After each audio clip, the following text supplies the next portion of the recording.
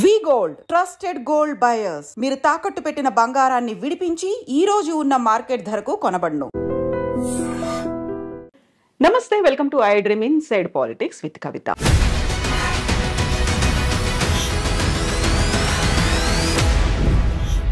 నలభై 47వ అధ్యక్షుడిగా డొనాల్డ్ ట్రంప్ బాధ్యతలు స్వీకరించిన తర్వాత ర్యాపిడ్ ఫైర్లో ఆదేశాలు జారీ చేస్తున్నారు.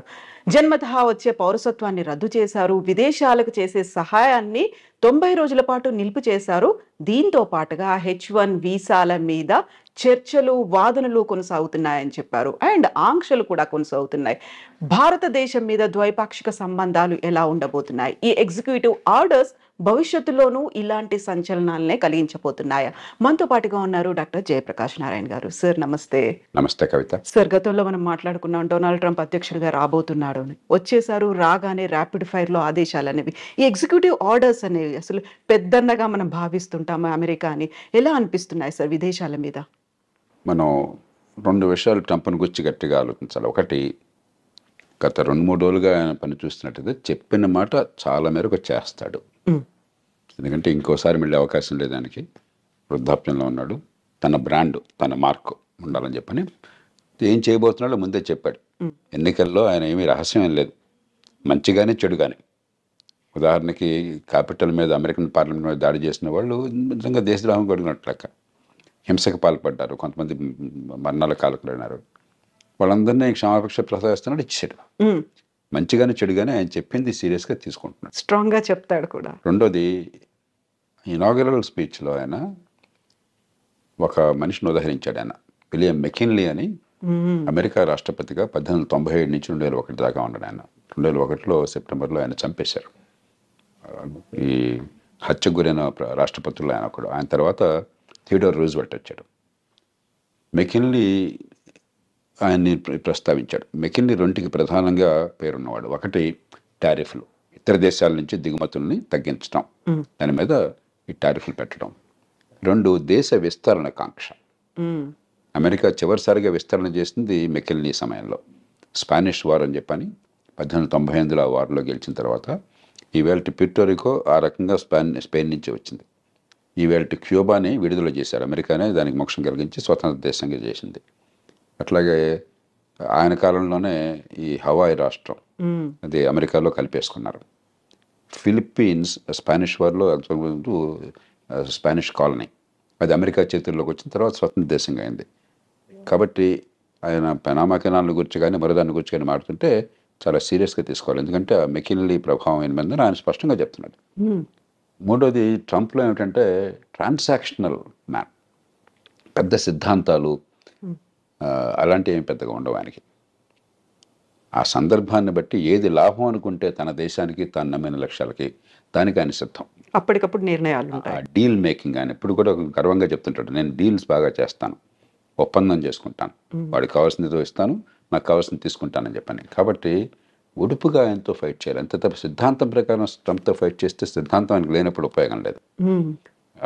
అంచేత ఈ 4 ఏళ్ల కాలం ప్రపంచం అంతా కూడా ఆ ప్రభుత్వం, అక్కడ ప్రజల మనస్తత్వాన్ని గుర్తించి, ముఖ్యంగా భారతదేశం లాంటి దేశం చాలా లాఘవంగా మన ప్రజలను కాపాడుకుంటూనే మరి అవతల వాళ్ళ ఎక్కడ గట్టిగా ఉన్నారో గమనించి మన అవసరం మేరకు ఇచ్చిపుచ్చుకునే ధోరణి ఉండాలి. సో ఇప్పుడు జన్మతః వచ్చే పౌరసత్వాన్ని రద్దు చేశాము అన్న తర్వాత అక్కడున్న వాళ్ళకి లాభమా, మనకి నష్టం జరుగుతోందా? ఎలా ఉంది సార్ పరిస్థితి అనేది? మొట్టమొదటిది, ఇది రాజ్యాంగ రీత్యా సాధ్యం కాదు.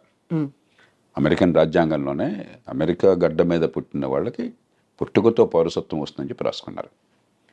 పుట్టుకతో పౌరసత్వం వస్తే అతను తీసేయడానికి లేదు ఆ పౌరసత్వాన్ని. రెండోది, పుట్టుకతో పౌరసత్వం ఉన్న వాళ్ళకి కొన్ని పదవులకు అర్హులు. ఉదాహరణకు అమెరికన్ రాష్ట్రపతి, ఉపరాష్ట్రపతి లాంటి వాళ్ళు పుట్టుకతో పౌరసత్వం ఉన్న వాళ్ళు మాత్రమే అర్హులు. మిగతా పౌరులు, ఇతర దేశాల నుంచి పోయిన వాళ్ళు పౌరులుగా ఉంటే అర్హులు కాదు. అలా పెట్టుకున్నారు వాళ్ళు.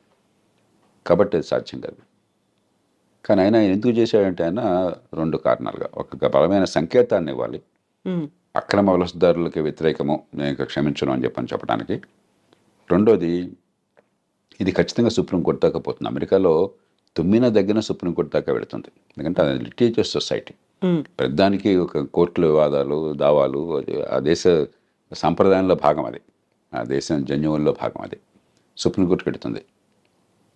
199 సక్రమంగా ఆ దేశంలోకి చట్టబద్ధంగా ప్రవేశించిన వాళ్ళు సంతానం కనుక అయినట్టయితే దాని పౌరసత్వాన్ని సుప్రీంకోర్టు కాదనలేదు. కానీ అక్రమంగా ప్రవేశించిన వాళ్ళైతే అన్డాక్యుమెంటెడ్ ఇమిగ్రెంట్స్ అంటాం, వాళ్ళకి వాళ్ళ పిల్లలకి పుట్టుకతో పౌరసత్వం ఇవ్వవద్దన్న విషయంలో బహుశా సుప్రీంకోర్టు మరి ఇంకొక స్టాండ్ తీసుకోవచ్చు.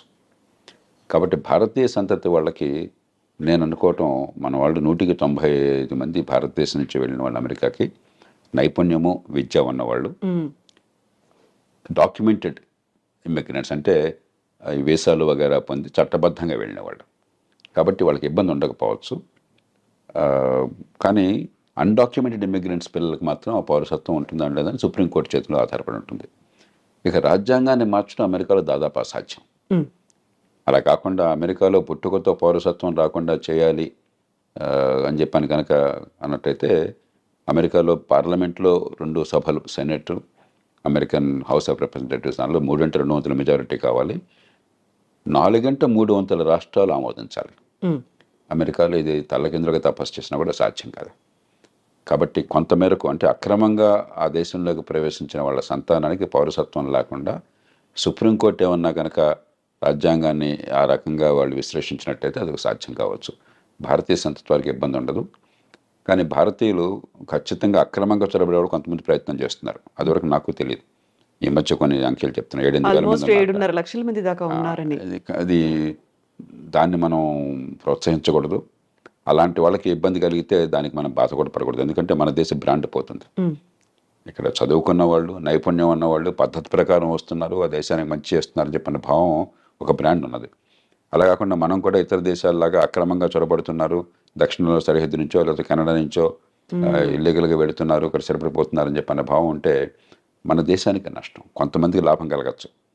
కాబట్టి దానికి మనం చింతించాల్సిన అవసరం లేదు. వాళ్ళ పట్ల కఠినంగా వ్యవహరించినట్టయితే అమెరికాలో దానికి మనం చింతించాల్సిన అవసరం లేదు. ఇప్పుడు కెనడా, మెక్సికో మీద దిగుమతి సుంకాలు విపరీతంగా పెంచారు. ఆల్మోస్ట్ 25% ఉన్నాయి అనుకున్నప్పుడే విదేశాలతో సత్సంబంధాలు ఎలా ఉంటాయి, ద్వైపాక్షిక ఒప్పందాలు ఎలా ఉంటాయి అనేది కూడా కీలకంగా అయింది కదా సార్. ఆయన తీరు ఏమిటంటే ఎక్కడైనా బావగానే వంగతోట దగ్గర బావగాదు. కాబట్టి నువ్వు కెనడానా, మెక్సికోనా, యూరప్పా, ఇండియానా నాకు అనవసరం. నాకు లాభం ఏంటి, నా నుంచి నువ్వు పొందుతున్నావు నాకు రావట్లేదు అనుకుంటే వెంటనే ఆయన ఎదురు తిరుగుతాడు. కెనడా, మెక్సికోలు తీసుకుంటే ఉదాహరణకి మంచి ఉద్దేశంతో అమెరికా ఏం చేస్తున్నారు, north American free trade agreement అని చెప్పని బిల్ క్లింటన్ కాలంలో నాఫ్తా అంటారు. దాంతో ఏమైందంటే కెనడా నుంచి కానీ మెక్సికో నుంచి కానీ దిగుమతులు అమెరికాకి, లేకపోతే అమెరికా నుంచి ఆ దేశాలకు ఎగుమతులు ఏమీ సుంకాలు లేకుండా, ఏ రకమైన అడ్డంకులు లేకుండా వచ్చే ఏర్పాటు జరిగింది. దాంతో ఏమైంది, అమెరికాలో కొంచెం ఖర్చు ఎక్కువ, తలసరి ఆదాయం ఎక్కువ కాబట్టి, లేబర్ కాస్ట్ చాలా ఎక్కువ కాబట్టి ఆ కాస్ట్ ఆఫ్ ప్రొడక్షన్ తగ్గించడం కోసం అమెరికన్ వ్యాపారవేత్తలు చాలామంది కెనడాలో పెద్ద పెద్ద ఎత్తున పరిశ్రమలు పెట్టారు. ఉత్పత్తి కెనడాలో జరుగుతుంది, ఆ కార్లు కానీ మిగతావి కానీ అమెరికాకు వెంటనే సరిహద్దే కదా, పక్క దేశమే కదా, అమెరికాకు వెంటనే వచ్చేస్తున్నాయి.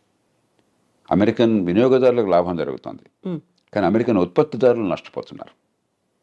సమస్య వినియోగదారులకేమో చవకగా మంచి మన్నికల వస్తువులు కావాలి, ఉత్పత్తి చేసేవాడికి మనకు లేబర్ మార్కెట్లో ఉద్యోగాలు దొరకాలని చెప్పంటే మన దేశంలో ఉత్పత్తి జరగాలి.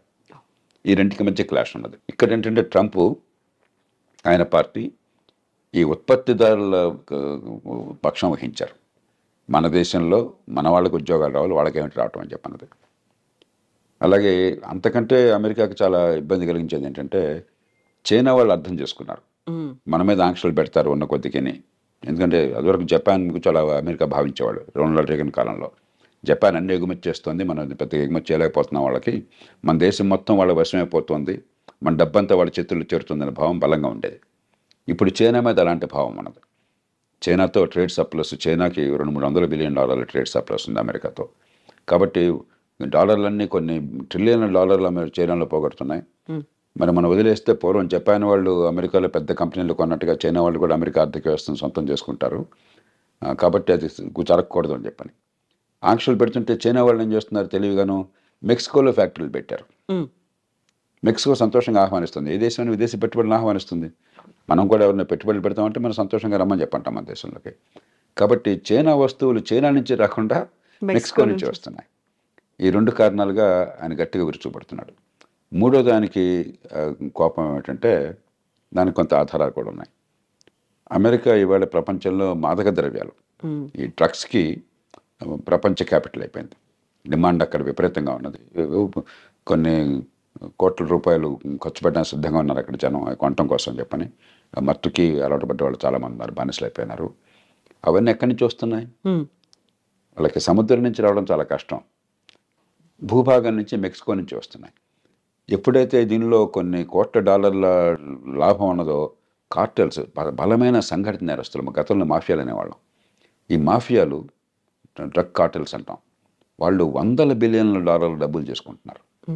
అంత డబ్బులు ఉన్నాయి కాబట్టి విపరీతమైనటువంటి హింస, నేరాలు, మామూలు నేరాలు కాదు, ఎదురొస్తే వాడిని సఫా చేయటమే, అంత దారుణంగా ఉండదు.